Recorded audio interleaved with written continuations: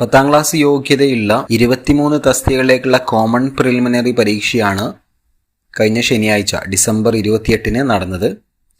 Store keeper, assistant time keeper, laboratory assistant, office attendant, peon, watchman തുടങ്ങിയ തസ്തികകളിലേക്കുള്ള തിരഞ്ഞെടുപ്പിന്റെ ഭാഗമായ പ്രാഥമിക പരീക്ഷയാണിത്. ഹയർ സെക്കൻഡറി വിദ്യാഭ്യാസ വകുപ്പിലെ ലബോറട്ടറി അസിസ്റ്റന്റ് തസ്തികയിലേക്കാണ് ഇവയിൽ ഏറ്റവും കൂടുതൽ പേർ പരീക്ഷ എഴുതിയത്. സെക്രട്ടേറിയറ്റ്, PSC, സംസ്ഥാന ഓഡിറ്റ് വകുപ്പ് എന്നിവിടങ്ങളിലെ ഓഫീസ് അറ്റൻഡന്റ് തസ്തികയും ഇതിൽ ഉൾപ്പെട്ട മറ്റൊരു പ്രധാന തസ്തികയാണ്. ഇനി നമുക്ക് ഇതിന്റെ ചോദ്യപേപ്പറിന്റെ കാര്യങ്ങളോട്ട് വരാം. ചോദ്യപേപ്പറിൽ പൊതുവിജ്ഞാന ഭാഗത്ത് 25 വരെ ചോദ്യങ്ങൾ വിവരണാത്മക സ്വഭാവത്തിലേതായിരുന്നു. ഇതിനൊപ്പം കണക്ക് അതുപോലെ തന്നെ മെന്റൽ എബിലിറ്റി ഭാഗത്ത് 20 ചോദ്യങ്ങൾ കൂടി ചേരുമ്പോൾ ആകെ ചോദ്യങ്ങളുടെ 50% പരീക്ഷാർത്ഥികൾ വർക്കൗട്ട് ചെയ്ത് ഉത്തരം കാണേണ്ടവയാണ്. അതുകൊണ്ട് തന്നെ പരീക്ഷ എഴുതിയ എല്ലാവർക്കും നിർദ്ദിഷ്ട സമയത്തിനുള്ളിൽ മുഴുവൻ ചോദ്യങ്ങളുടെയും ഉത്തരം കണ്ടെത്താൻ സാധിച്ചിട്ടുണ്ടാവില്ല. ചോദ്യങ്ങളുടെ അവതരണ രീതിയും വിവിധ മേഖലകൾക്കുള്ള ഊന്നലും കണക്കിലെടുക്കുമ്പോൾ ഈ പരീക്ഷയ്ക്ക് വിവിധ തസ്തികകളിൽ 60 മുതൽ 68 വരെ റേഞ്ചിലുള്ള കട്ട് ഓഫ് മാർക്കുകൾ നമുക്ക് പ്രതീക്ഷിക്കാം എന്നാണ് തൊഴിൽ വാർത്തയിൽ പറയുന്നത്.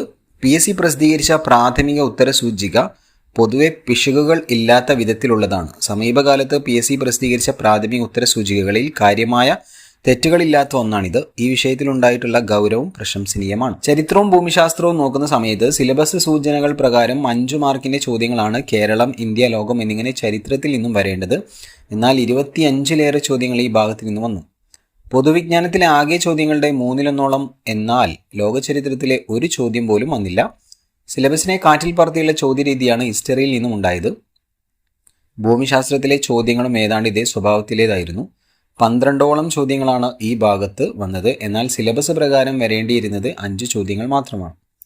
ഇനി ലളിതമായ ചോദ്യങ്ങളുള്ള ഭാഗം. വിവിധ ഭാഗങ്ങളിൽ നിന്നായി പരീക്ഷയ്ക്ക് വന്ന 35 വരെയുള്ള ചോദ്യങ്ങൾ വളരെ ലളിതമായിരുന്നു. അടിസ്ഥാന സ്വഭാവമുള്ള ഈ ചോദ്യങ്ങൾ മുൻപ് പലതവണ പരീക്ഷാ പേപ്പറുകളിൽ ഉൾപ്പെട്ടവയുമായിരുന്നു. ഉദ്യോഗാർത്ഥികൾക്ക് വേഗത്തിലും കൃത്യമായും ഇവയ്ക്ക് ഉത്തരം എഴുതാൻ കഴിഞ്ഞിട്ടുണ്ടാവണം. ഇനി ആവർത്തന സ്വഭാവമുള്ള ചോദ്യങ്ങളുടെ കാര്യത്തിൽ ഒരേ കാര്യം ആവർത്തിക്കുന്ന രീതിയിൽ 6 ചോദ്യങ്ങൾ പരീക്ഷയ്ക്ക് വന്നു. ചോദ്യകർത്താവിന് ജാഗ്രത കുറവാണ് ഇത് കാണിക്കുന്നത്. 2024 ബ്രിക്സ് ഉച്ചകോടിയുമായി ബന്ധപ്പെട്ട് 2 ചോദ്യങ്ങളാണ് വന്നത്. കുറിച്ചിലേളയുമായി ബന്ധപ്പെട്ട് 2 ചോദ്യങ്ങളും ഏറെക്കുറെ ഒരേ സ്വഭാവത്തിലാണ് വന്നത്.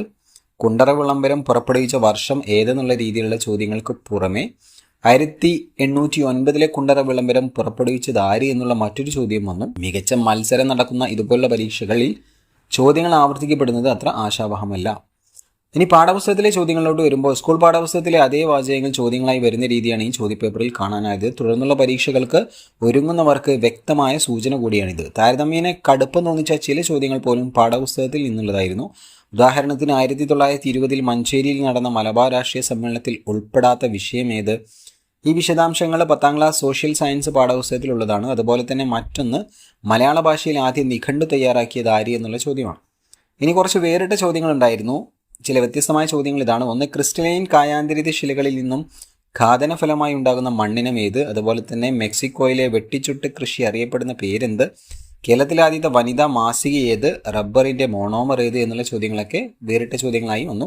അപ്പോൾ ഈ ഒരു ചോദ്യപേപ്പർ വിശകലനം ചെയ്തിട്ട് തൊഴിൽ വാർത്തയിൽ അവർ പറയുന്നത് പ്രതീക്ഷിക്കുന്ന കട്ട് ഓഫ് മാർക്ക് എന്ന് പറയുന്നത് 60 മുതൽ 68 മാർക്കിനിടയിലാണ് തൊഴിൽ വാർത്തയിൽ കട്ട് ഓഫ് പറയുന്നത്. എന്നാൽ ഇത് അതേ കട്ട് ഓഫ് തന്നെ ആവണമെന്ന് യാതൊരു നിർബന്ധവുമില്ല. PSC ആണ് ലാസ്റ്റ് കട്ട് ഓഫും കാര്യങ്ങളൊക്കെ തീരുമാനിക്കുന്നത്. തൊഴിൽ വാർത്തയിൽ വന്നൊരു വാർത്ത, അതിൻ്റെ കട്ട് ഓഫ് മാർക്കും നിങ്ങളോട് ഷെയർ ചെയ്തു എന്നേ ഉള്ളൂ. മറ്റൊരു അപ്ഡേറ്റ്സിൽ കാണാം. അപ്പോൾ തൊഴിൽ വാർത്തയിൽ പറയുന്നത് 60-68 കട്ട് ഓഫ് ആണ്. മറ്റൊരു വീഡിയോയിൽ കാണാം. അതുവരേക്കും താങ്ക് യു ഫോർ വാച്ചിങ്.